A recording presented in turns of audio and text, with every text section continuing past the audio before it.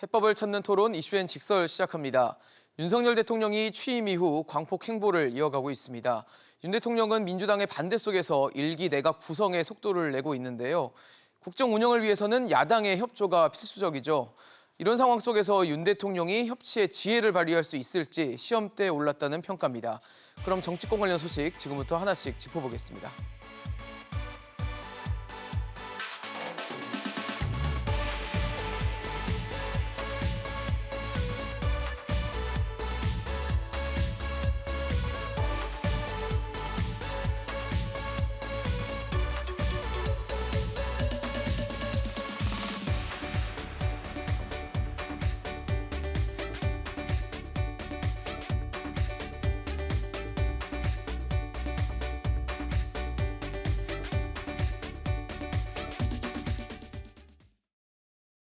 네, 오늘 함께해 주실 세 분 소개하겠습니다.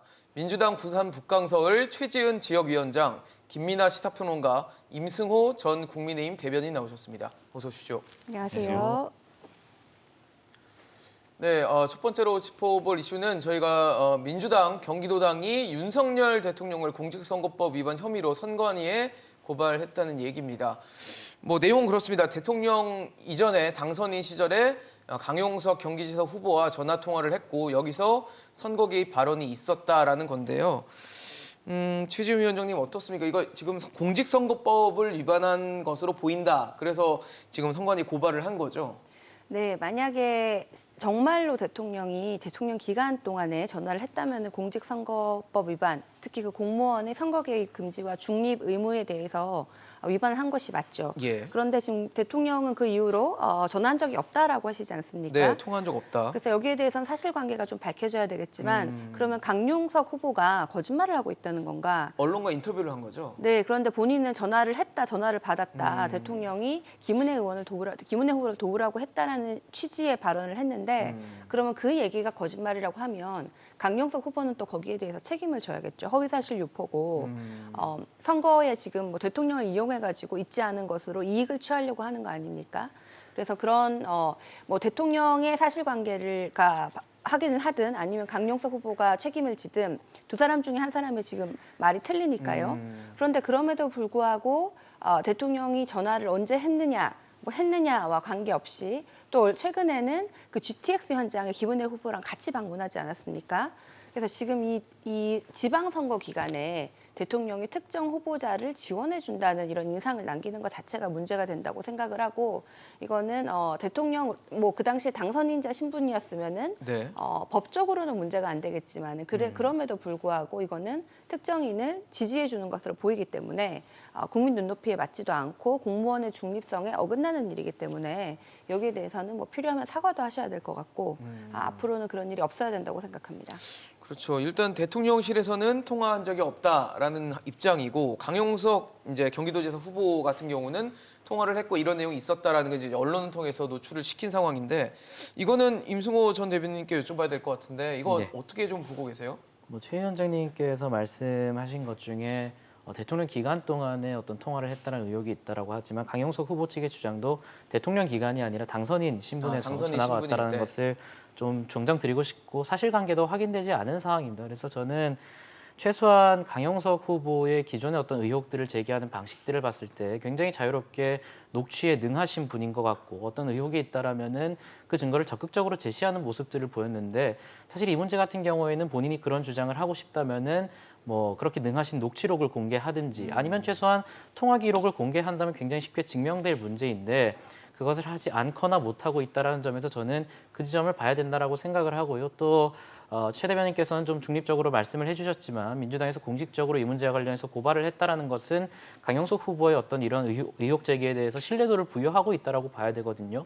실제로 윤호중 위원장이나 오늘 중진 의원인 이상민 의원 같은 경우에도 이상민 의원은 강용석 후보가 사악하거나 거짓말할 사람은 아니다. 그래서 인정하고 사과해야 된다. 대통령이 이런 식으로까지 얘기를 하더라고요. 그래서 저는 참 안타깝습니다. 민주당의 최근 행보가 강용석 후보를 비롯한 강 후보가 진행하고 있는 그 유튜브 채널에 굉장히 큰 신뢰도를 부여하고 있는 것 같아서 사실 윤호중 위원장 등등에 대해서도 강용석 후보가 진행하는 그 유튜브 채널에서 다소 좀 이해하기 힘든 그런 의혹들을 제기하고 있는 상황인데 그러한 것들이 있음에도 불구하고 민주당의 강용석 후보가 그 유튜브 채널에 좀 강한 신뢰도를 최근에 보여주고 있는 것 같아서 좀 안타깝다는 생각이 듭니다.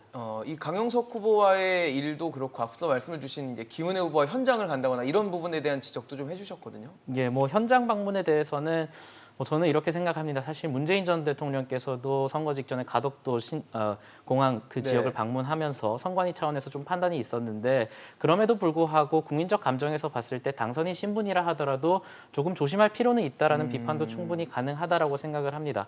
하지만 국민적 비판은 가능하지만 민주당에서도 과거에 어떤 문재인 전 대통령의 그런 사례라든지 뭐 가덕도 선거 직전에 가덕도를 방문한다든지 아니면은 최근에 어떤 선거 직전에도 뭐 호남 지역이나 조선소였나 이런 것들을 방문하는 그런 사례들이 있었는데 좀 그냥 같이 논의했으면 좋겠습니다. 그런 것들에 대해서 여야가 바뀔 때마다 우리는 마치 그랬던 적이 없다라고 하면서 역할극하듯이 비판할 것이 아니라 앞으로는 그러지 맙시다. 우리 모두 과거에 그랬고 앞으로도 그러지 맙시다. 이런 방향이 좀 옳지 않을까 그렇게 생각합니다. 제가 조금만 보태면요. 네. 그 가덕 신공항이 제 지역구에 있습니다. 아, 그리고 그렇죠. 문재인 대통령이 네. 오신 적은 있지만은 선거에 임박해서 직전은 아니었고 이게 문재인 대통령의 공약이었기 때문에 또 아주 중요한 국가의 기간 그 국책 사업이기 때문에 방문을 하신 거고 부산 신항을 특별히 방문하신 거고 가덕 신공항의 그 자리보다는 그 같은 지역에 가덕도에 부산 신항이 있고 그것이 여러 가지 국가 국책 산업에 걸려 있기 때문에 방문하신 거고 저도 당시 총선 때 후보자였고 네. 뭐 부산시장 후보자나 이런 후보자랑 같이 방문을 하신 적도 없고 또 선거 직전에 방문하신 적은 없습니다. 좀 다르다는 말씀을 하시는 네. 거죠. 그런 것 같습니다. 평론님 보시기는 어떠세요? 이렇게 그러니까 대통령 당선인 혹은 대통령 신분일 때 어떻게 선거에 나갈 후보들과 함께 동행하는 아니면 혹시 의견을 피력하는 것에 대해서 어떻게 좀 보고 계세요?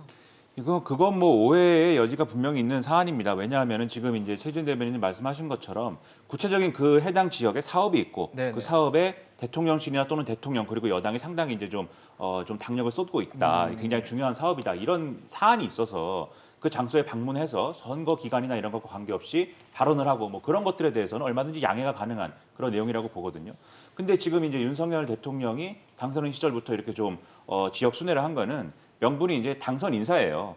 당선 인사라는 걸 꼭 지역 순회를 하면서 할 필요는 없는 건데 굳이 할 수는 있는 것입니다만 그런데 당선 인사를 하면서 또 해당 지역의 선거 나갈 인물들을 대동해 가지고 이제 인사를 같이 한 거지 않습니까? 그러면 이게 사실상 취임 이후에 바로 치러지는 지방선거에 일정 정도의 영향력을 미치기 위한 거 아니냐 이런 논란은 불가피한 것이기 때문에 이런 것에 있어서는 확실히 이제 좀 이전에 문재인 대통령의 사례를 얘기하면서 같이 얘기하는 건 좀 무리가 있다는 생각이고요. 네네. 그리고 이제 강용석 그 후보에 대해서 이제 전화를 했다라는 부분에 있어서는 저는 좀 이 사안은 굉장히 좀 뭐랄까요? 좀 우스운 얘기라는 생각이 듭니다. 왜냐하면 이게 그냥 윤석열 당선인이 당시에 네. 당선인 신분이었다는 거니까 당선인이 개인적인 친분이 있어서 강용석 후보하고 뭐 통화를 했고 그 과정에서 농담으로 한 얘기다라고 하면은 제가 볼 때는 뭐 큰 문제가 될 일은 아닌 것 같아요. 그리고 이제 법적으로도 대통령 취임되기 전에 이제 뭐 그런 통화를 했다고 하면은 법적으로도 이제 이 책임을 묻긴 좀 어려울 것 같은데 다만 이게 윤석열 대통령이 이런 통화를 이 당선인 시절에 했지만 이후에 뭐 예를 들면 대통령실에 또 구체적인 어떤 움직임이 있었다든지 또는 이제 뭐 이 통화의 핵심은 결국 강용석 후보에게 김은혜 후보를 공격하지 말라고 한 거니까 김은혜 후보를 구체적으로 지원하고 당선시키기 위한 어떤 움직임들이 있었든지 그렇다고 하면은 지금 국민의힘이 주장하는 과거 이제 울산시장 선거 사례 비슷한 게 될 수도 있는 거거든요. 그래서 이런 점에 있어서는 각별히 주의해야 되겠고, 근데 이런 거를 이제 밝히려면 수사기관이 나서가지고 그런 뭐 강용석 후보의 핸드폰을 뭐 보든지 네. 뭐 이런 걸 해야 되는데 그게 사실 가능하겠는가라는 의문도 있고요. 그리고 강용석 후보가 여기에 대해서 적극적으로 뭐 근거를 제공하지 않고 있다. 네네. 뭐 임승원 전 대변인은 그렇게 말씀하셨는데 그 이유가 있겠죠. 왜냐하면 이 강용석 후보도 이 얘기를 한 이유는 일종의 윤심 경쟁의 연장선에서 한 얘기지 않습니까? 결국은 본인이 어쨌든 결과적으로는 보수의 표심을 김은혜 후보하고 이제 나눠 가지는 국면인 것인데 뭐 이 김은혜 후보가 윤심을 등에 업은 후보이다. 뭐 이런 맥락이 있다 보니까 네네. 뭐 나도 그렇게 얘기할 수 있는 대목도 있다. 뭐 이런 차원 아니겠습니까? 그렇다고 얘기를 하면은 굳이 이런 어떤 이 뭐 통화 기록이나 이런 걸 공개를 해서 윤석열 대통령을 곤란하게 만들어서 역시 윤심의 대척점에 있는 후보이다. 이렇게 비춰지는 것보다는 뭐 추가 대응을 하지 않겠다라는 얘기를 하고 끝내는 게 오히려 이득이라고 판단할 거거든요. 그럼 뭐 이 얘기는 이제 국민의힘하고 더불어민주당이 뭐 서로 입씨름하고 네네. 그런 얘기로 이제 마무리될 가능성이 큰 거여서 여러모로 좀 결말은 결국 황당해지지 않을까 그런 생각이 좀 듭니다. 결말은 황당할 것이다. 말씀 주신 것처럼 통화를 했는지 여부도 좀 밝혀져야 되는 게 있고 또 공직선거법상 당선인 신분이 이제 정치적 중립을 지켜야 하는 그 자라는 데 포함이 되는지 뭐 이런 부분에 대한 검토가 좀 필요해 보이는데 좀 이것도 지켜보도록 하겠습니다. 윤석열 대통령 사실 취임한 지 얼마 안 돼서 바로 국회를 방문해서 시정연설을 했죠. 추경안에 대한 협조를 부탁했는데 저는 좀 이 자리가 좀 인상 깊었던 게 윤석열 대통령의 넥타이 색깔을 이제 보니까 하늘색빛, 파란색 넥타이를 챙겨왔다는 것도 그렇고 민주당과 악수를 하고 이제 인사를 하면서 뭔가 시정연설이 이어지는 동안 뭐 예를 들어 야유를 한다거나 뭐 퇴장을 한다거나 이런 모습 없이 굉장히 좀 경청하는 모습들을 보여줘서 저는 걱정했던 협치가 여기서 좀 그래도 기대감을 갖게 하는 대목이 아닌가라는 생각이 들었는데 그렇게 보는 게 좀 어떻게 보셨어요? 무리가 없을까요? 저도 이 시정연설에서 메시지 자체는 굉장히 적절했다고 보이고요. 윤석열 대통령이 취임사에서는 협치라든지 이런 얘기를 전혀 안 하셨는데 오히려 의아했어요. 지금 최소표차로 당선을 했고 네네. 여서야대 국면인데 협치 얘기를 안 하시면 앞으로 국정을 어떻게 이끄실까라고 걱정을 했는데 이번에 시정연설에서는 뭐 의회 중심, 네네. 그다음에 뭐 초당적 협력 이런 얘기를 굉장히 많이 하셔가지고 적절했다고 생각을 합니다. 다만 얘기만 하는 거하고 실제 행동을 하는 거하고는 다른 얘기인데요. 뭐 그때 심지어는 뭐 과거에 영국에서 전시내각과 같이 그런 초당적인 협력, 뭐 심지어는 협치내각, 협력내각까지도 얘기를 하셨는데 네. 그런 영국의 의회 중심 의원내각제 국가에서 다수당이 아닌 경우에는 이렇게 협력을 하는 경우가 있죠. 근데 그때는 아주 뚜렷하게 권력을 어떻게 나눌 것인지 예를 들어서 내가 총리를 하고 저쪽 당에서 부총리를 한다든지 목적이 확실한 거죠. 예, 그리고 구체적으로 뭐 어느 부분에 대해서 공통된 가치를 뭐 교육 개혁이라든지 뭐 재정 개혁이라든지 공통된 가치를 가지고 여기에 대해서 두 당이 함께하겠다 이런 거거든요. 근데 지금 윤석열 당선인은 초당적 협력, 협치 이런 말씀을 하셨지만 구체적으로 무엇을 협치를 할 것인지 그러면은 또 이것을 민주당 보고 무조건 따라와라가 아니라 그럼 우리는 무엇을 양보하고 무엇을 나눌 것인지를 권력자가 먼저 얘기를 해야 그 협치가 시작된다고 생각을 하거든요. 그래서 협치라는 말이 지금 립서비스로 끝나지 않고 구체적인 알맹이가 있도록 좀 행보를 보여주시는 것까지는 아직 가지 않았다고 보입니다. 아직 모습을 보여주거나 뭐 이행이 된 부분은 아니기 때문에 그런 말씀을 주셨는데 그래도 저는 좀 사실 좀 걱정을 했거든요. 살얼음판 같다는 생각을 좀 했는데 이번 이 시정연설을 보면서 좀 국민적인 기대감이 좀 생기는 자리가 아니었나라는 생각이 듭니다. 어떻게 보셨어요? 윤석열 대통령이 취임식 당시에 뭐 연설문에 통합이 없다 그래가지고 굉장히 좀 언론에서도 비판을 하고 야당에서도 좀 비판적인 논조를 가졌었는데 저는 이런 부분을 보여줌으로써 대통령이 통합이나 협치에 대한 의지가 굉장히 강하다라는 것을 충분히 표현할 수 있다라고 봅니다. 사실 이 시정연설 이후에 퇴장하는 과정에서 조금은 이례적으로 민주당 의원들 그리고 다양한 어떤 무소속이나 다른 야당 의원들을 일일이 찾아가서 악수하는 모습이 그냥 보여주기식이라고 비판할 수도 있겠지만 저는 그런 행동 하나하나에 대통령이 가지는 의미가 굉장히 크다라고 보기 때문에 그러한 것들은 계속해서 이어나갈 필요가 있고 또 이런 것이 단순히 일회성 퍼포먼스에 그치는 것이 아니라 또 네. 최근에는 5.18 민주화운동 행사에 국민의힘 여당 의원들의 어떤 전원 참석에 대해서 조금 의지를 밝히고 있고 또 이외에도 뭐 임을 위한 행진곡을 제창한다든지 이런 부분들은 국민의힘 입장에서는 굉장히 큰 변화고 또 윤석열 정부가 앞으로 통합과 협치에 있어서 가장 큰 포인트를 가져갈 것이라는 것을 보여주는 측면이라고 생각을 해요. 그래서 말씀하신 것처럼 향후에 어떤 행위가 이어져야겠죠. 하지만 지금 일주일 정도가 취임 이후에 있은 상황이기 때문에 굳이 뭐 폄훼할 필요는 없다라고 생각을 하고 또 최근에 어떤 뭐 김치찌개 만담인가요? 그런 네. 것들을 조금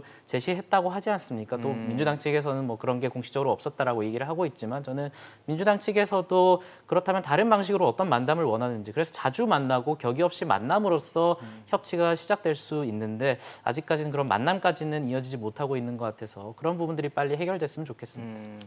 사실 시정연설 하기 전에 환담 자리가 있었다고 제가 얘기를 들었어요. 박병석 국회의장하고 이제 여야 대표들 자리가 있었는데 거기서 이준석 대표가 이제 이번 이 무산된 자리에 대한 언급을 했더니 박지원 비대위원장이 뭐 인사 문제부터 해결해야 되는 거 아니냐라는 얘기를 했다고 지금 전해지고 있는데 그런 걸 봤을 때는 인사가 해결돼야 협치도 가능하다라고 봐야 되는 겁니까? 이게 뭐 몇 가지 맥락이 있을 텐데 저는 뭐 밥은 얼마든지 먹어도 좋다고 생각합니다. 그게 뭐 또 김치찌개, 돼지갈비는 뭐 저도 좋아하는 메뉴인데 네. 이 뉴스가 전 국민이 나오고 다 나서 좋아하죠. 네. 예, 결국 그 돼지갈비를 먹었는데 저는 뭐 배고픈 생각이 많이 들어서 네. 근데 뭐 밥은 먹을 수 있는데 민주당이 거기에 대해서 과도한 이제 의미 부여나 좀 부담은 안 느꼈으면 좋겠어요. 그러니까 대통령하고 좀 밥을 먹으면서 이제 이 입장을 얘기할 수도 있는 거고 이 야당의 입장에서는 이런 점들이 좀 여러모로 아쉽다라는 얘기를 적극적으로 할 수도 있는 것이니까 그런 자리를 만들면 좋을 텐데 다만 이제 민주당이 부담스러운 거는 지금 이제 정치적 국면도 국면이지만 뭐 밥 먹었다고 해서 뭐 인사 강행의 비판을 못하는 건 아니지 않습니까? 근데 이런 정치적 국면도 국면인데 지지층의 어떤 반발이나 이런 것들이 예상되는 부분도 있어서 아마 그런 좀 이 소극적인 태도가 있는 거 아닌가 싶기도 합니다. 왜냐하면 윤호중 비대위원장이 뭐 김건희 여사랑 대화 중에 뭐 웃었다는 이유로 지지층에게 굉장히 강한 공격을 받고 했는데 네. 저는 그런 것들에 이제 좀 움츠러들 필요가 없고 적극적으로 협치가 필요한 부분에 있어서는 먼저 이렇게 좀 손을 내미는 그런 태도도 민주당이 필요하다고 저는 생각을 하거든요. 그러니까 인사 문제도 마찬가지입니다, 사실. 한덕수 총리 후보자 인준에 대해서 지금 뭐 그 말씀하신 이제 사전 환담에서도 얘기가 나왔는데 네네. 민주당 별다른 얘기를 지금 안 했다는 건데 확실하게 한덕수 총리 후보자가 부적격이기 때문에 우리는 부결 투표를 할 수밖에 없다라는 입장이 분명하면 그렇게 가야겠죠. 근데 지금 그런 태도는 또 아니지 않습니까? 그러니까요. 네. 여러모로 이 윤석열 대통령이 인사 문제에 있어서 정리를 좀 해주면 한덕수 총리 후보자 인준도 뭐 할 수도 있다. 뭐 이런 분위기인데 그런 태도라고 하면 오히려 적극적으로 아무래도 이제 이 원내에서는 민주당이 다수 당이니까 네네. 이런 부분에서 협치를 먼저 모색하는 모습을 보여주는 것도 필요하다고 보이고요. 반대로 얘기하면 이제 윤석열 대통령도 국회에 가서 협치의 필요성을 얘기를 했고 여러모로 이제 도와달라고 얘기를 했고 또 김치찌개에 소주 한잔 하자고 얘기했지만 그게 결과적으로는 다 윤석열 대통령에 도움이 되는 일이거든요. 결국은. 그런 것이기 때문에 일정 부분 또 양보하고 포기하는 모습을 먼저 보여주는 것도 마찬가지로 이제 필요하다고 봅니다. 이게 그 처칠의 전시내각을 얘기했지만 네네. 처칠의 전시내각을 통해서 당연히 이제 이 나라의 힘을 모아가지고 전쟁을 잘 치른 것까지는 성공적이었어요. 근데 전쟁이 끝나고 나서 경제적으로 많이 어려운 상황이 닥치고 하다 보니까 그것에 대한 어떤 책임이나 이런 것들은 결국 이제 당시에 보수당 내각이 졌거든요. 그래서 노동당 집권했거든요. 네네. 그런 것까지 고려해서 생각을 해볼 때 일정 부분 윤석열 대통령도 부적절한 인사라고 지금 표현이 되는 꼭 장관 후보자들이 뿐만이 아니라 할지라도 이런 부분들은 정리를 해가면서 민주당에게 손을 내미는 모습이 있어야 그래야 김치찌개와 돼지갈비를 먹을 수 있게 되는 거죠. 그렇죠. 좀 양보하는 모습들도 필요한데 글쎄요, 잘 모르겠어요. 사실 최근에 뭐 한동훈 법무부 장관 후보자 임명 강행할 것이다, 강행하는 수순으로 가는 것이다 여러 가지 전망들이 나오기 때문에 한동훈 후보자에 대한 임명을 강행할 경우에는 후폭풍이 만만치 않을 것이다라는 전망들도 있거든요. 어떻게 좀 보고 계십니까, 한동훈 네, 후보자는? 뭐 지금 뭐 김치찌개 회동 이런 거는 사실은 밑에서 다 실무 작업과 협의를 끝내놓고 그 마지막에 이제 대통령과 만나는 것이죠. 뭐 하다못해 뭐 외국에서 국빈이 아닌 네. 뭐 정부에서 뭐 한 고위 중간 간부가 한국을 방문할 때도 내부적으로 다 얘기를 해놓고 마지막에 오는 거 아닙니까? 그렇죠. 그래서 지금 내부적으로 얘기가 안 되는데 김치찌개 먹자 이거는 약간 우리가 밀어붙이겠다 혹은 뭐 우린 아무것도 안 해주겠다 이런 걸로 보이거든요. 한동훈 법무부 장관 후보는 민주당뿐만 아니라 국민의 대다수 반 이상이 반대를 하고 있는 인사입니다. 그리고 이분에 대해서 따님의 교육한 방법이라든지 이런 것이 정말 우리 사회의 엘리트 사회에서는 교육을 어떻게 하고 어떤 식으로 이루어지는지에 대해서 많은 국민들이 허탈감을 느끼고 있죠. 그래서 만약에 한동훈 법무부 장관을 강행하면은 이것은 뭐 이제 협치에는 전혀 관심이 없다 이런 메시지로 보이고 오히려 윤석열 대통령께서 여기서 어느 정도 임명을 철회한다든지 뭐 본인이 스스로 사퇴를 한다든지 이런 식으로 하면은 뭐 김치찌개는 10번도 먹을 수 있을 것이라고 생각합니다.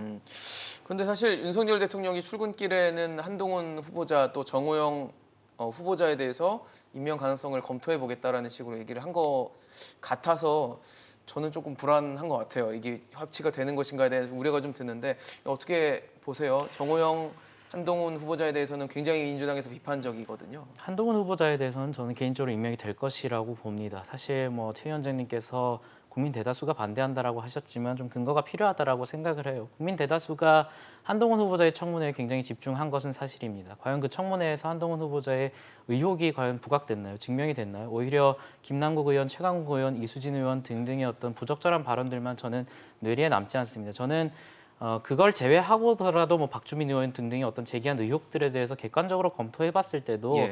말씀하신 이런 것들은 있을 수 있습니다. 한동훈 후보자의 자녀분이 소위 어떤 중산층의 자녀분들이나 그런 분들이 접근하기 힘든 그런 어떤 기회를 제공받은 거에 대해서 도덕적으로 국민 감정과 괴리된 부분에 대해서는 사실 한동훈 후보자도 봉사하는 마음으로 사회에 환원하겠다라는 입장을 청문회 과정에서도 밝혔고요. 만약에 그런 것 자체가 문제가 된다면 사실 한동훈 후보자의 자녀가 재학하고 있는 학교 자체도 굉장히 일반 어떤 서민 중산층의 자녀들은 접근하기 힘든 곳이에요. 1년에 어떤 학비라는 것이 수천만 원에 달하고. 금액이고. 근데 정작 그 학교에 대해서는 과연 그렇다면 그러한 학교에 입학하는 것 자체가 문제인가? 그렇다면은 사실 송영길 후보 같은 경우에는 그것에 대해서 그건 내가 유치한 겁니다라고 하면서 굉장히 지금 뿌듯하다라는 식의 인터뷰를 또 하고 있더라고요. 그래서 어떤 도덕적 관점에서 내지는 어떤 국민적 감정에서 조금은 일반 서민의 중산층 자녀분들이 접근할 수 없는 기회에 대해서 어떤 제공받은 것은 그러한 것에 있어서는 충분히 뭐 후보직을 장관직을 수행하면서 갚겠다라는 정도의 반응은 나올 수 있겠지만 또 실제로 네. 그런 반응들도 나왔고요. 하지만 민주당 측에서 어떤 위법적인 그러한 사안이 있다라고 했으면은 청문회 과정에서 충분히 소명을 해야겠죠. 하지만 뭐 노트북 기부 같은 경우에는 정작 영리법인 이름으로 기부했음에도 불구하고 그걸 한 땡땡이라고 적혀 있다고 그걸 자녀라고 표현한다든지 또 김남국 의원 같은 경우에는 심지어 뭐 한동훈 후보자의 따님이 작성한 것도 아니고 이종 조카 쪽이었나요? 그분이 작성한 건데 뭐 친이모랑 작성했다든지 이런 식의 조금 황당한 의혹들밖에 제기되지 않았기 때문에 이 문제에 관해서는 대통령이 오히려 철회하는 것이 저는 이상하다고 보고 다만 어떤 정호영 후보자 문제에 대해서는 말씀하신 것처럼 국민적 여론이 굉장히 좀 좋지 않은 측면이 있기 때문에 그런 어떤 부적절한 어떤 도덕적 문제 그리고 위법적 문제가 있는 분들에 대해서는 저는 대통령도 양보를 하고 또 민주당도 그에 맞춰서 한덕수 총리 후보 등등에 대해서는 양보하는 모습을 보이는 것이 바람직하다고 봅니다. 근데 아마 국민적 시선은 그런 것들이 있을 것 같아요. 한동훈 후보자 혹은 정호영 후보자에 대해서 임명 강행을 대통령이 한다면 이제 국회 인준이 필요한 한덕수 총리 후보자에 대한 인선은 사실 뭐 물 건너가는 거 아니냐 이런 걱정을 할 수도 있을 것 같거든요. 근데 민주당 입장에서 사실 정무적 판단을 할 수밖에가 없는 게 이게 한덕수 후보 인준에 대해서 거부하기는 힘든 상황이 지금 개인적으로는 됐다고 봅니다. 왜냐하면 사실 검수완박 국면에서 민주당이 굉장히 자랑스럽게 통과를 시켰지만 그 이후에 어떤 여론조사 지표들을 보면 국민적 감정에서 굉장히 부담되는 측면들이 있었고 그 이후에 어떤 그런 여론들을 뒤집을 수 있는 기회가 개인적으로는 한동훈 후보자의 어떤 청문회였다라고 보는데 거기서도 사실은 오히려 민주당이 자멸하는 모습을 보였기 때문에 이러한 상황에서 또 최근에는 어떤 박안주 의원 등등의 성범죄 논란과 관련해서도 논란들이 불거지고 있는 상황이어서 이러한 상황에서 민주당이 단순히 한동훈 후보자를 임명했다라는 것을 명분으로 내세우면서 한덕수 후보를 연계시켜서 인준을 거부한다면 정치적인 그리고 정무적인 입장에서 굉장히 부담이 큰 상황이라고 생각하기 때문에 아마 민주당 입장에서는 한덕수 후보자에 대한 인준을 하되 이런 식으로 나올 겁니다. 한덕수 후보자에 대해서 우리는 자격이 없다라고 판단했지만 협치를 한다라는 의미에서 우리는 통과시켜줬다. 그러니까 윤석열 대통령도 성의를 보여라. 이런 식으로 나올 것이라는 그런 전망이 굉장히 커질 것이라고 봅니다. 평원님, 제가 하는 걱정이 좀 기우인가요? 한동훈 장관 후보자 임명 강행으로 인해서 한덕수 총리 후보자의 인준은 사실 실패하는 이런 것은 좀 기우라고 보십니까? 지나친 뭐, 걱정인가요? 당장 내일을 우리가 알 수가 없죠. 네, 당장 내일 어떤 일이 펼쳐질지를 어떻게 알겠습니까? 네. 네, 뭐 모르는 것인데. 근데 다만 이제 민주당이 그만큼 좀 코너에 몰려 있는 상황인 것 같긴 해요. 코너에 몰려 있다는 얘기는 무슨 얘기냐면 지금까지 분위기가 막 좋고 그리고 인사청문회에서도 민주당이 정말 아픈 데를 제대로 찔렀다 뭐 이런 평가가 막 이어지고 있고 네. 국민들 다수가 이런 인사는 정말 부적절하다라는 게 일반적으로 이제 형성돼 있는 그런 국면이라고 하면은 민주당도 아니 한동훈 후보자 이거 지명 강행한 것을 두고 이제 임명 강행한 것을 두고 예. 이렇게 문제 제기를 하고 그게 이제 한덕수 총리 후보자 임명 동의안이 뭐 부결된다든지 이런 상황까지 갈 수도 있겠지만 이제 그런 동력이 지금 사실상 상실된 거거든요. 냉정하게 얘기해서 그렇게 본다라고 하면 결국 이제 절충되는 쪽으로 갈 거다라고 생각이 들어요. 그래서 정호영 후보자 정도가 어쨌든 정리가 좀 되고 어떤 방식이든지 그리고 이제 한덕수 총리 후보자 임명 동의안 처리되고 한동훈 후보자는 임명 강행되고 뭐 이렇게 가지 않을까 싶은데 근데 이런 과정에 대해서는 당연히 아쉬움이 있는 거죠. 왜냐하면 객관적으로 한덕수 후보자, 한동훈 후보자, 그다음에 정호영 후보자 개별적으로 봤을 때 정말 적임자들이냐, 정말 적격자들이냐 그렇지 않은 걸로 보이거든요. 이게 예를 들어 한동훈 후보자의 경험한 얘기에도 좀 제가 볼 때는 여러 가지 얘기할 수 있는데 이게 뭐 자녀에 대한 얘기하면은 1시간 내내 얘기해야 되니까 그걸 밀어놓고 보더라도 네. 대통령의 최측근 인사이고 검사 출신이고 그다음에 검사 중에서도 이제 전형적인 또 특수부 검사 출신이고 이런 인물이 법무부 장관의 소양에 맞는 거냐라는 의문이 있는 거고요. 과거에 이제 조국 전 장관의 같은 경우에 그게 나중에 뭐 펀드 문제 그리고 뭐 자녀 입시 문제로 좀 혼란스러워지긴 했습니다만 초반에 이제 지금의 국민의힘은 그 비판도 했거든요. 대통령하고 가까운 인사 그리고 민정수석 지낸 인사가 법무부 장관 가는 게 맞냐 이 비판을 했는데 비슷한 상황으로 보여지고요. 근데 그럼에도 불구하고 윤석열 대통령이 나는 이런 점에 있어서 그런 여러 논란이 있음에도 불구하고 한동훈 후보자 꼭 법무부 장관으로 필요하다라는 거를 국민들에게 제대로 설명할 수 있으면 또 그 이런 논란 돌파할 수 있을 것인데 그 부분 설명 못 하고 있습니다. 윤석열 대통령이 처음에 후보자 지명할 때도 뭐 영어를 잘한다든지 뭐 이런 얘기까지 영어 잘한다는 하면서 얘기죠. 네. 정당성을 설명을 좀 무리하게 하려고 한 거잖아요. 그리고 한동훈 후보자도 지금과 같은 정치적 국면이면은 본인이 좀 자세를 낮추고 겸허한 어떤 입장을 보이고 앞으로 여러분이 어떤 이 우려하는 바에 대해서는 그런 우려가 현실이 되지 않도록 하겠다. 이런 얘기를 일반적으로 해야 되는데 인사청문회에서는 다소 이 자세를 낮춰서 그런 얘기를 좀 했습니다만 검사 사직서 내면서는 또 거기다가는 이 자기 얘기만 했거든요. 또 자신의 어떤 지금까지 검찰 내에서 버틴 이유라든가 이런 것들에 대해서 전 정권으로부터 상당한 피해를 입었기 때문에 그 피해에 의해서 이제 물러나는 모습 만들고 싶지 않아가지고 버틴 거다 이렇게 표현을 하면서 뭐 광기에 가까운 집착모 린치 이런 네. 얘기를 했는데 저는 한동훈 후보자에 대해서 민주당 정권 그리고 그다음에 민주당 정권을 지지하시는 분들이 과한 측면이 있었다고 분명히 생각을 해요. 근데 그럼에도 불구하고 과연 한동훈 후보자가 채널A 사건 그리고 그 이후에 이어지는 고발사주 사건 이런 의혹들에 대해서 정말 이 민주당과 전 정권의 반칙이 있었다고 해도 그 반칙에 반칙으로 대응하는 그런 무리수를 한 적이 정말 없느냐에 대해서는 국민적으로 의혹이 있고 여러모로 의심이 있는 상황이고 거기에 대해서 해명이 안 됐다고 보거든요. 그러면은 최소한 자세를 낮추는 언급들이 필요했는데 그렇지 않다는 거는 결국 강대강 대치를 스스로 만드는 모습이 되는 거고 그런 점에 있어서는 여기까지 오는 과정이 상당히 아쉽고 우려가 된다라는 뭐 말씀하신 부분들도 일리가 있다 그런 생각이 드는 겁니다. 민주당은 생각이 좀 길어지는 것 같은데 한동훈 후보자 임명 뭐 강행이나 이런 상황들을 좀 보고 판단하겠다는 생각인가요? 어떻게 보세요? 뭐 한동훈 후보자에 대해서. 후보자를 네. 법무부 장관으로 강행한다면은 그건 정말로 윤석열 대통령이 협치할 생각이 없다는 것으로 보입니다. 아까 뭐 무슨 근거로 국민이 반대하냐 그러셨는데 제가 찾아보니까 TBS가 KSOI에 의뢰해서 13, 14일 1000명 여론조사 했을 때 한동훈 후보자 인사 적절 응답이 43.8%, 그다음에 부적절 응답이 44.1%. 굉장히 팽팽하긴 하지만 부적절 네. 응답이 더 많은 상황이고요. 물론 뭐 여론조사마다는 좀 다르겠지만 네. 국민들의 상당수가 한동훈 법무부 장관은 좀 적절하지 않다라는 생각을 가지고 있는 게 처범이 사실이고. 이내겠네요, 이거는. 네, 그런데 어쨌든 갈려 있다는 거는 갈려 분명한 것 있습니다. 같고. 네. 이렇게 지금 협치를 얘기를 해야 되는데 예. 갈려 있고 팽팽한 일을 굉장히 밀어붙이는 것 자체가 문제가 있다고 생각을 하고 아까 말씀하신 그 한동훈 후보자에 대해서는 지금 많은 의혹이 있지 않습니까? 뭐 검언 유착이라든지 뭐 여러 가지 의혹이 있는데 그거 외에도 한동훈 임명자가 지금 이 임명이 된 이유는 윤석열 후보의 뭐 복심이나 측근이라서 그런 것이 아닌가. 당시에 선거 당시에 김건희 여사가 뭐 통화를 할 때 뭐 내가 뭐 나한테 필요한 거 있으면 줘 내가 한동훈한테 줄게 뭐 이렇게 얘기를 하고 굉장히 가깝게 통화를 하고 이런 것이 이미 드러났는데 그러면은 윤석열 당시에 후보 당시에는 실력만 있으면 능력주의 뭐 능력으로 내각을 구성하겠다 청년 장관 시키겠다 이랬는데 지금 막상 보니까 뭐 청년은커녕 지금 차관에 여성도 뭐 한 명 있고 다 없어요. 그리고 굉장히 다양성이 실종된 내각인데 이 내각이 정말 능력주의냐 이렇게 보면은 윤석열 대통령의 측근이라든지 복심이라든지 동문 이런 사람들로 이루어져 있거든요. 그러면서 능력주의를 강조하면서 지역에 있는 구의원한테 지금 시험까지 보라 그래요. 능력을 보기 위해서.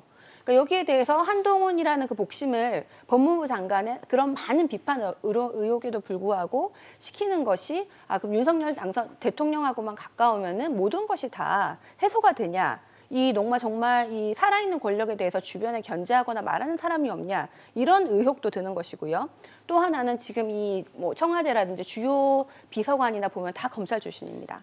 여러 의혹이 나온 사람들이 대부분 특히 그 비서관들 보면은 지금도 의혹이 있는 사람들은 다 검찰 출신이고 한동훈 법무부 장관도 검찰 출신이고 대통령도 검찰 출신이고 이렇게 되면은 이 지금 의사결정 과정에서 다양성이 없고 검찰 조직과 똑같이 국정 운영을 할 수는 없는 거 아닙니까? 그럼 이 안에서 뭐 결정을 할 때 누군가가 비판을 하거나 견제를 하거나 다양한 의견을 낼 그 채널이 없는 상태로 이렇게 리더십을 구성을 하면은 정말 이게 큰 사고가 날 수도 있다.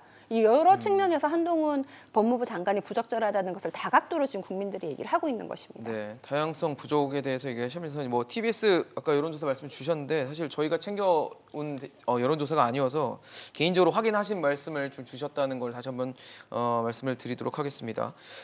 사실 인사 지금 뭐 장관 후보자 인사가 굉장히 시끌시끌한데 대통령실 인사도 좀 논란이 좀 되고 있어요. 앞서 뭐 김성애 종교다문화 비서관 같은 경우는 일단 뭐 자진 스스로 내려온 상황이고 윤재순 총무비서관 그리고 또 이시원 공직기관 비서관 등도 좀 뭐 논란이 될 만한 사안들이 좀 있어서 이 부분이 계속 지적이 되고 있는데 대통령은 현재 이 부분에 대해서 뭐 임명 처리할 생각은 없는 것 같거든요.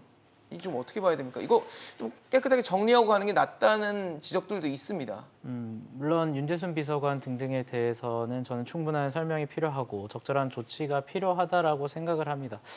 방금 최 대변인께서 말씀하신 거 몇 개만 조금 짚고 가자면요. 어떤 여론조사는 말씀하신 대로 적절히 관리된 상황이고 또 오히려 한동훈 후보자의 청문회 이후에 오히려 상승하는 국면의 어떤 여론조사도 있기 때문에 그런 분들을 조금 다양하게 봤을 때 국민들의 대다수가 반대하는 상황이라고 보기는 힘들 것 같고 능력주의를 얘기하셨지만 그렇다면 한동훈 후보자가 능력이 없다는 걸 증명할 책임이 있는 게 바로 야당인 민주당 의원들의 청문회에서의 어떤 임무였고 책임이었어요. 근데 민주당 의원분들이 그런 것들을 못했기 때문에 그런 측면에서 어떤 능력주의를 비판하는 것은 조금 부적절하다고 봅니다. 다시 질문으로 돌아가서 네. 뭐 김성애 비서관, 윤재순 비서관 저는 문제가 상당히 좀 크다고 보고 그래서 김성애 비서관 같은 경우에는 자진 사퇴를 하는 그런 상황도 있지 않았습니까? 특히나 뭐 김성애 비서관 같은 경우에는 사실 뭐 SNS에 본인이 글을 작성하는 그런 상황이었어서 어떤 검증의 차원에서 철장 검증을 하지 못했다라는 어떤 소명도 있을 수 있지만 윤재순 비서관 같은 경우에는 뭐 경징계라고 하긴 하지만 공식적인 기록을 통해서 또 확인할 수 있었던 부분도 있었을 거예요. 뭐 대통령실 측에서는 어떤 공식적인 징계가 아니었기 때문에 큰 문제가 없다라고 얘기를 하고 있지만 뭐 수사기관의 어떤 수사 결과는 아니겠지만 국민적 감정은 굉장히 괴리돼 있다라는 부분은 저는 분명히 동의를 해야 된다라고 보기 때문에 적어도 이준석 대표가 말한 것처럼 최소한의 소명이나 사과는 당연히 있어야 될 테고 과연 그 내용이 무엇인지는 지금 밝혀지지 않은 상황이기 때문에 함부로 뭐 언급을 할 수는 없는 상황이지만 그 당시에도 문제의 소지가 있다라고 해서 판단이 있었던 부분이지 않겠습니까? 그래서 윤 비서관도 그런 부분에 대해서 어떤 뒤로 숨을 것이 아니라 적극적으로 사과하고 소명할 필요가 분명히 있다라고 생각을 하고요. 그럼에도 불구하고 그 의혹에 대해서 해소되지 않는다면 당연히 저는 조치가 있어야 된다라고 봐서 우선 뭐 대통령실이나 윤 비서관이나 충분한 어떤 소명과 사과가 먼저 있어야 된다고 보고 그 이후에 또 적절한 조치도 뒤이어서 있어야 될 것 같다라고 봅니다. 사실 이준석 대표는 윤재순 총무비서관 건을 언급하면서 탁현민 전 행정관 얘기를 하면서 이제 또 뭐 일단 사과는 해야 되지만 업무는 또 하는 게 맞다라는 식으로 얘기를 했는데 어떻게 보세요? 국민적 눈높이에 맞는 얘기입니까? 그러니까 이준석 대표 얘기는 이제 전 정권에서 비슷한 의혹이 이제 탁현민 비서관에게도 있었는데 네네네. 전 정권에서는 이제 사과하고 거기에 대해서 이제 설명하고 그리고 계속 일하지 않았느냐. 그렇죠. 거기에 준해서 이제 처리하면 된다 이런 입장이죠. 그게 탁현민 전 비서관의 경우에는 이제 마찬가지로 무슨 책에다가 네네. 여러 가지 부적절한 얘기 글을 쓴 게 글을 써가지고 논란이 이제 한참 됐죠. 논란이 됐었는데. 근데 그렇게 얘기를 하면 뒤집어서 얘기하면은 그때 국민의힘이 요구했던 건 탁현민 전 비서관 사퇴였거든요. 그만두라는 거였거든요. 그리고 그 주장을 굉장히 장기간 했습니다. 그리고 사실 시민사회도 그렇고 저 같은 사람들도 공식적으로 방송에 나와서 탁현민 전 비서관은 그만두는 게 맞다고 얘기를 했어요. 굉장히 그런 요구가 많았는데 그럼에도 불구하고 탁현민 비서관이 어쨌든지 간에 마지막까지 직을 어쨌든 뭐 중간에 그만둔 뭐 기간도 있습니다만 네네. 마지막까지 역할을 한 거는 제가 볼 때는 비판의 소지가 있는 부분이거든요. 과거에 이제 그런 주장을 했고 그러한 비판의 소지가 있다는 점을 인정한다면 저는 이준석 대표도 이게 뭐 사과하면 일할 수 있다라는 내용이 아니라 저는 충분히 사과하고 해명해야 된다는 요구는 맞다고 봅니다. 그런데 이 그만두는 것까지도 고려해서 지금 조치를 취하는 것이 맞다라고 얘기하는 게 옳지 탁현민 네네. 전 비서관을 끌어다가 얘기하는 순간 그거는 사퇴해야 된다라고 얘기를 해야 되는 일종의 거죠. 뭐 내로남불로 비춰질 여지도 있겠네요. 그렇죠. 그래서 오히려 이제 이런 식의 어떤 전 정권하고 뭐든지 비교를 해가지고 그것과 비교할 때 마찬가지로 하면 된다라는 논법은 그러니까요. 오히려 제가 볼 땐 윤석열 대통령의 국정 운영에 부담을 줄 수가 있습니다. 그래서 이 윤재순 비서관은 이게 20년 전에 쓴 시집이고 뭐 네. 그렇다는 것이고 예. 일부 언론 보도에 의하면 검찰 조직 내에서도 별명이 음란 패설일 정도로 여러 가지 부적절한 발언과 행위를 많이 했다는 거예요. 근데 어쨌든 그런 자신의 과거에 대해서 지금은 어떻게 생각하고 있는지 그리고 만약에 과거에 그런 잘못된 행위나 그런 것들이 있었다라고 할 때 지금은 바뀌었다고 얘기를 할 수 있으려면은 그 바뀌었다는 게 어떻게 바뀌었다는 것인지 등등을 설명하고 해명하는 건 당연히 필요하다고 보고요. 그게 얼마나 이제 신뢰도가 있는 것인지는 네. 그 이후에 그 해명을 보고 판단을 충분히 할 수 있을 거라고 저는 생각합니다. 그러게요. 대통령실과 또 국민의힘 쪽에서는 어떻게 또 이 부분을 좀 단호하게 대처할지도 지켜볼 사안인 것 같고 민주당에서도 계속 논란이 됐던 게 이제 박완주 의원이었는데 제명 의결했죠. 제명 네. 의결했는데 문제는 제명 이후의 얘기인 것 같아요. 박완주 의원은 일단 발언을 저희가 좀 화면을 통해서 좀 보여드리면서 말씀을 드리겠습니다. 이게 박완주 의원이 입장을 밝히지 않다가 기자들에게 메시지를 보낸 건데 어떤 희생과 고통이 있더라도 아닌 것은 아니다. 참 모르겠습니다. 인정 안 한다는 얘기로 좀 비춰지거든요. 굉장히 부적절한 언사라고 생각을 합니다. 만약에 본인이 억울한 면이 있으면 구체적으로 뭐가 억울하다고 해명을 하고 소명을 네네. 할 수 있는 일일 텐데 뭐 마치 무슨 뭐 지금 어쩔 수 없이 본인이 희생해서 지금은 해명을 하지 않는 것 같은 그런 뉘앙스를 풍기는 거는 굉장히 부적절하고 저는 이 사건이 신고된 다음에 당에서 충분히 검토를 한 다음에 제명이라는 결정을 했다고 생각을 하거든요. 그러면 그 검토를 한 과정이 사실관계를 확인을 했다는 전제하에 아니 본인이 지금 사과를 하고 반성을 해야지 저렇게 얘기를 하는 것은 네. 아무한테도 도움이 되지 않는다라고 보이고요. 이번에 이 박완주 의원의 제명 이후에 민주당은 선거가 코앞에 있지만 그럼에도 불구하고 제명을 하자는 그 용기를 냈습니다. 거기에 그런 용기를 낸 비대위의 결정을 환영하고 제명에서 끝이 아니라 심지어는 윤리특위에 제소를 해가지고 거기에서 사실관계 확인과 절차에 따라서 의원직 제명까지도 가능한 것을 지금 길을 열어놨습니다. 그래서 이런 성비위라든지 이런 조직 문화에 대해서 여러 가지 지금 안 좋은 것들이 여러 번 나왔는데 정말 국민들한테 송구한 일이고 이번에 이런 것들을 오히려 완전히 뿌리 뽑고 조금이라도 문제가 있는 그 피해자들께서 만약에 그동안 말을 못하고 계셨으면은 네. 우리 박지원 비대위원이라든지 이렇게 새로운 변화를 지금 상징하고 있는 그 민주당 비대위나 민주당에서 오히려 그런 것들을 더 얘기를 하시고 우리가 설사 다음 총선에서 의석수를 좀 잃더라도 좀 구성원에 이번 대해서 기회에. 쇄신 그리고 잘못된 것에 대한 정말 커다란 변화가 필요한 때라고 생각을 하지 뭐 감싸주거나 뭐 쉬쉬할 일은 아니라고 생각을 합니다. 다만 제가 여기서 윤재순 비서관에 네. 대해서 조금만 말씀을 드리면요. 이분은 성비위에 대해서 2번이나 징계를 받은 분입니다. 이 시도 뭐 무슨 사내 아이들의 특권이다 마치 성비위가 이게 너무 말도 안 되는 건데 일단 검찰에서 성비위 관련해 가지고 한 번도 아니고 2번이나 징계를 받은 분이 승승장구를 했다는 거는 검찰 조직이 그동안 얼마나 성비위 관련해서는 큰 문제로 삼지 않았던 것 같거든요. 제가 뭐 큰 대기업이나 한국의 그 민간 기업도 만약에 성비위에서 한 번도 아니고 2번이나 있는 인사가 임원이 되고 승진할 수 있는지 의문이에요. 우리나라의 그 조직 문화가 그런 것에 대해서 더 이상 이렇게 관용하지 않는데 검찰 조직 문화는 그런 것에 대해서 굉장히 구시대적이다라고 생각을 하고 네. 또 하나는 그 청와대 지금 뭐 대통령실에서 인사 검증을 하는 시스템이 작동하지 않는다. 이런 사람을 계속 어떻게 올릴 수가 있냐. 윤석열 후보와 어느 정도 인맥이 있거나 측근이며 뭐 과거에 같이 일했으면은 모든 인사 검증을 안 하고 그냥 하는 것이 아니냐. 이러다 정말 앞으로 큰 사고가 나는 것이 아니냐. 이런 생각이 듭니다. 네, 말씀해주신 대통령실 인사는 뭐 거기서까지 듣고 그다음에 민주당 얘기 좀 더 여쭤볼게요. 박완주 의원 일단 뭐 제명까지는 만장일치로 의결을 했는데 그 다음 이제 박완주 의원의 입장이 좀 굉장히 논란이 되고 있는데 말씀을 주신 것처럼 아니라면 사실이 아니라면 뭔가 본인이 그거에 대해서 좀 해명을 하고 검증을 할 수 있는 자리들을 만드는 게 중요할 것 같은데 일단 그렇지 않은 상황이고 또 피해자로 지금 의혹을 받고 있는 분은 경찰에 고소장까지 제출을 했거든요. 어떻게 보고 계세요? 저는 뭐 이러한 입장은 박완주 의원이 사실상 본인에 대한 의혹에 대해서 전면적으로 부인을 하고 있는 상황이다라고 봐야 될 부인한 것 것이다. 같고요. 또 저는 조금 유감스러운 게 어떤 본인이 그런 겪고 있는 일들을 희생이나 고통으로 지금 표현하고 있거든요. 마치 어떤 자신이 순례길에 들어간 그런 사람처럼 표현을 하고 있어요. 그래서 저는 이런 것들은 조금 부적절하다라고 생각을 하고 이런 부분도 사실 있을 겁니다. 박완주 의원이 공식적으로 설명을 하기 위해서는 어떤 피해자분의 피해 사실을 조금 설명해야 되는 그런 부분들도 있어서 이 부분에 대해서는 2차 가해 논란이 불거질 수 있기 때문에 설명이 어려울 수 있지만 사실 박완주 의원과 관련한 논란에서 더욱더 좀 문제가 더욱더 불거진 것은 사실 단순히 그런 의혹 사실뿐만 아니라 그런 것들이 밝혀졌을 때 제3자의 대리 서명을 통해서 의원 면직을 시도하고 의원 면직이 조금 실패하니까 직권 면직을 통해서 피해자를 업무에서 배제시키려는 그런 태도를 취했다라는 언론 보도들이 있었거든요. 사실 이런 부분들에 대해서는 피해자의 피해 사실을 기술하지 않고도 자신의 어떤 억울한 점이 있다면 이런 부분에 대해서는 충분히 소명할 수 있었음에도 불구하고 그러한 것들이 전혀 없이 기자분들에게 메시지를 보내서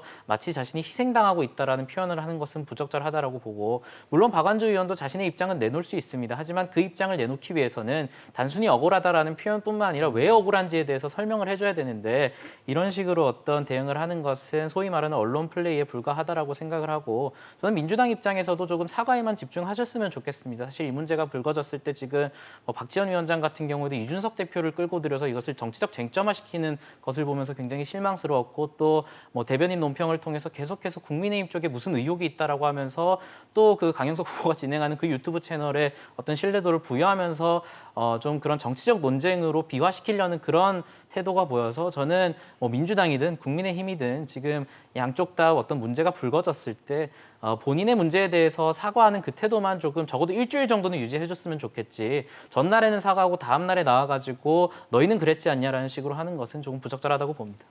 사실 이렇게 각종 의혹들이 또 터져 나오는 상황이다 보니까 지방선거에 영향을 주는 것 같아요. 여론조사 같은 것도 봐도 의혹이 터지기 전과 후가 여론조사 결과가 막 바뀌는 그런 결과들이 좀 실제적으로 보여져서 분명히 아마 표심에도 영향을 주는 사안으로 좀 여겨지는데 그러다 보니까 각 당에서도 좀 이제 신속하고 깔끔하게 좀 처리를 하려고 노력하는 모습도 있는 것 같거든요. 어떻게 보고 계세요?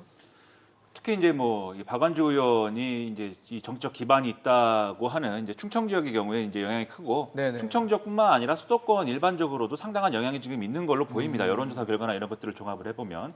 그래서 그렇기 때문에 또 민주당 지지 측 일각에서는 지방선거 앞두고 왜 이거를 문제를 키워서 이렇게 만들었냐는 반발도 나오고 하는데요. 그런데 오히려 이런 문제는 이 지방선거 끝나고 나서 처리했다든지 이런 게 오히려 더 민주당 입장에서는 더 부담스러운 어떤 상황이 될 수가 있는 게 이전까지 이런 대목들, 이 성비 문제라든가 이런 데 있어서 민주당이 받은 비판은 이런 사건들이 일어나고 있다라는 것도 문제지만 이런 것들을 과거에 어떤 386 인맥이라든지 이런 인맥들을 동원해 가지고 은폐하고 축소하고 있는 사실을 없는 사실로 만들려고 한 거 아니냐 이런 비판들 때문에 거기서 이제 벗어나지 못한 영향으로 사실은 이 정권을 상실하는 데까지도 이르렀다라고 평가할 수 있는 네. 그런 대목도 있는 거거든요. 그렇기 때문에 지금 지방선거 앞두고 여러 가지 이제 손해를 감수하더라도 이 문제를 정리하려고 시도했고 어쨌든 당으로서 할 수 있는 이제 최대치의 어떤 대응인 제명을 한 것은 저는 바람직하다라고 생각을 합니다. 그리고 이런 일련의 어떤 이전과는 다른 대응을 통해서 민주당이 이제 DNA가 확실히 바뀌어야 된다는 겁니다. 그래서 당장 지방선거에는 좀 악영향이 있더라도 그리고 나중에 가서 총선까지 겨냥해가지고 여러 가지로 바뀌는 과정에 내부에 얼마나 또 여러 가지 사건들이 있겠습니까? 서로 충돌하기도 할 것이고 계파 갈등도 있고 이럴 건데 그걸 통해서 5년 후에 정권을 되찾아올 수 있다라는 비전을 국민들에게 보여주는 게 더 중요한 것이기 때문에 이런 부분을 위해서라도 지금의 어떤 저런 태도는 이제 바람직하다고 보이는데 다만 이제 임승호 대변인이 말씀하신 것처럼 이준석 대표 문제를 굳이 언급할 필요는 없어요. 언급을 하려고 한다면 저는 이런 방식이어야 된다고 생각합니다. 이 꼭 여성에 대한 어떤 성적 착취라든지 이런 방식의 어떤 이 권력에 의한 이러한 성비 문제가 비단 민주당뿐만의 문제는 아닐 것이고 다른 정당, 국민의힘뿐만이 아니라 다른 정당 일반의 문제일 수 있는데 그런 거 다 같이 그러면 우리가 고민하고 한번 고쳐보자. 그리고 그렇게 고치기 위한 어떤 과제 중에는 이준석 대표 문제도 있는 거 아니냐. 이렇게 문제 제기를 하는 게 저는 이제 맞다고 보는데 박지원 위원장은 그게 아니고 이준석 대표 문제 처리하지 않으면 국민의힘은 우리 비판할 자격이 없다. 이렇게 얘기를 했거든요. 그래서 그런 메시지는 좀 제가 볼 때는 미숙한 부분이 있는 메시지였다라고 보고요. 국민의힘의 경우에 이제 이준석 대표 징계 문제를 이게 윤리위에서 경찰 수사에 비유를 하자면 네네. 입건을 한 거예요. 다루기로 한 거 아닙니까? 근데 결론은 안 내리고 있고 아마 지방선거 전에는 안 나오지 않을까라고 하는 추측들이 있거든요. 네네. 그게 이쪽이든 저쪽이든 간에 그런데 국민의힘도 마찬가지로 지방선거 유불리가 아니라 사실에 근거해서 이 문제에 대한 판단을 빨리 내려야 정치적 부담이 경감될 것으로 보이는 만큼 네. 서로 이런 문제를 같이 해결하기 위한 그런 논의들을 생산적으로 해나갔으면 하는 바람이 있습니다. 네, 앞서 저희가 충남도지사 후보 여론조사 보여드렸던 것처럼 굉장히 그 표심이 갈리는 모습들이 보이는데 아까 최재현 지역위원장님 말씀으로는 뭐 여기서 자리 하나 잃더라도 지금 그게 중요한 게 아니고 지금 쇄신을 할 때 해야 된다 뭐 이런 기조이신 거잖아요. 네, 뭐 이번 지방선거에 아무래도 영향이 있겠지만 또 그만큼 이런 일이 있었는데 그것을 민주당이 덮어두지 않고 잘 해결하고 이것을 오히려 잘 극복하는 것은 긍정적인 영향도 미칠 수 있다고 생각을 하거든요. 그래서 이번 뭐 지방선거의 그 여론조사 하나만 가지고 네네. 보기는 힘들고 또 여러 여론조사에선 오히려 양승조 지사가 더 많이 나오는 것도 많기 때문에 앞으로 충분히 변동성이 있고 최선을 다해서 싸우겠지만 그렇다고 뭐 선거 전이라서 잘못된 것을 감추거나 그것을 가리려고 하는 것은 장기적으로 더 큰 악재가 될 것이고 거기에 대해서는 저희가 단호하게 잘못된 것에 사과하고 반성하고 쇄신해야 된다고 생각합니다. 어떠세요, 대변인님? 그 지금 이런 사안들이 사실 그러니까 정책적인 어떤 그 지방자치단체나 이런 지역구를 잘 이끌어가는 그런 능력의 모습보다는 다른 사안들이 좀 더 돋보이는 모습들이 좀 보여지거든요. 뭐 사실 대부분의 선거가 좀 이런 식으로 진행되는 측면이 있어서 조금 네네. 유권자들 입장에서는 안타까운 측면도 있을 텐데 저는 뭐 그럼에도 불구하고 민주당이 이 문제에 대해서 확실히 털고 가고 또 쇄신하는 모습을 보여준다는 것은 원론적으로 당연한 얘기일 겁니다. 근데 사실 이 어떤 이러한 국면을 어떻게 타개해 나가느냐, 어떻게 탈출해 나가느냐가 민주당 입장에서는 굉장히 중요할 텐데 여전히 강성 지지자 같은 경우에는 뭐 박지원 위원장 등등에 대해서 왜 사과를 하느냐 내지는 뭐 왜 자꾸 사과를 하냐는 식으로 뭐 근조화안까지 일부 보내고 이런 모습까지 보이고 있고 또 이번 선거에서 민주당의 어떤 선거 승리를 이끌기 위해서 나왔다는 뭐 이재명 후보 같은 경우에도 방금 보셨던 것처럼 이준석 대표의 문제에 대해서 공식적으로 언급을 하면서 뭐 민주당에서 그런 게 터졌으면 당이 해체했을 것이다 이런 식으로 얘기를 하고 있거든요. 그래서 박지원 위원장도 개인적으로 고민이 많을 겁니다. 그래서 박지원 위원장 입장에서는 그 소신을 계속해서 지켜나갈 수 있을지 아니면 강성 지지자들의 어떤 그런 발언들이나 이재명 대표의 그런 소위 민주당이 그동안 보여왔던 박원순 사태 때 보여왔던 그러한 대응에 같이 묻어가는지가 좀 중요할 것 같은데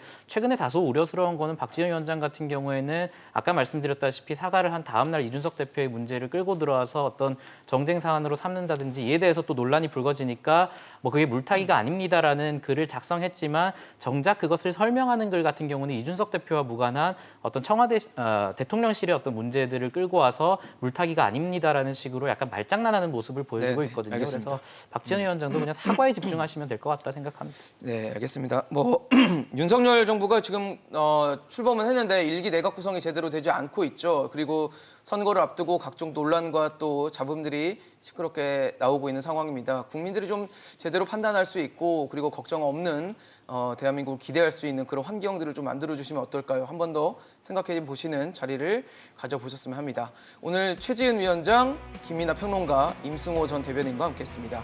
이슈앤직설 오늘 준비한 소식 여기까지입니다. 지금까지 시청해 주신 여러분 고맙습니다.